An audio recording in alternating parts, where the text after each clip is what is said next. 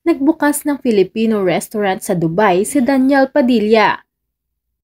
Co-owner na ngayon ng aktor na si Daniel Padilla ng bagong Filipino restaurant na nagbukas sa Dubai, United Arab Emirates. Nasa Dubai si Daniel para sa pagbubukas ng Spice Grill sa Flava Food Hall ng Center. Ang pangalawang branch ng restaurant sa bansa na may isa na sa Sharjah. Kasama ni Daniel bilang co-owners sina Lourdes Adalia Everts at Christine Karingal Melad. Ang huli ay isang chef na nagpapahayag ng Spice Grill team na lumikha ng bagong menu na mayroong mas maraming regional Filipino dishes. Mayroon nang hindi bababa sa 3 iba pang Filipino restaurant sa Flava Food Hall, Bacolod, Inasal Barbecue.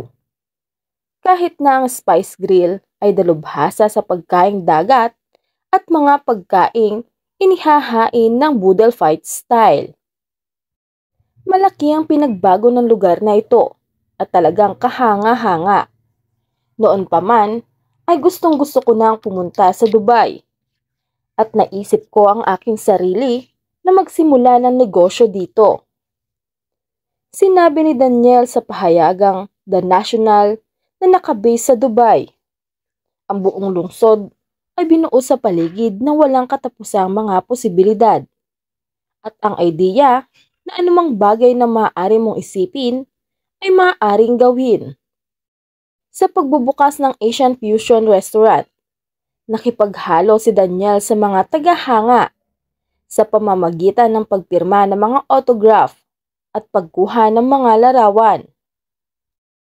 Ang Sharjah branch ng Spice Grill ay unang kumuha ng mga empleyado na nawalan ng trabaho sa panahon ng pandemya at madalas ay nakikipagtulungan sa mga paparating na Pilipino artist.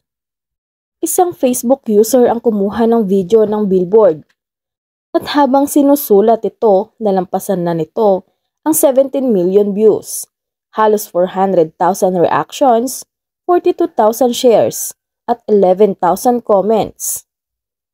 Ang mga individual ay nagsimulang magteorya kung sino ang letter D sa mensahe ng billboard, na may ilang nahuhula na maaaring ito ay ang aktor na sina Dominic Roque o Daniel Padilla. Walang lumabas na aktor para kumpirmahin o itanggi na sangkot siya sa viral billboard. Ngunit biniro ito ng singer na si Darren Espanto nang itag siya ng ilang online users.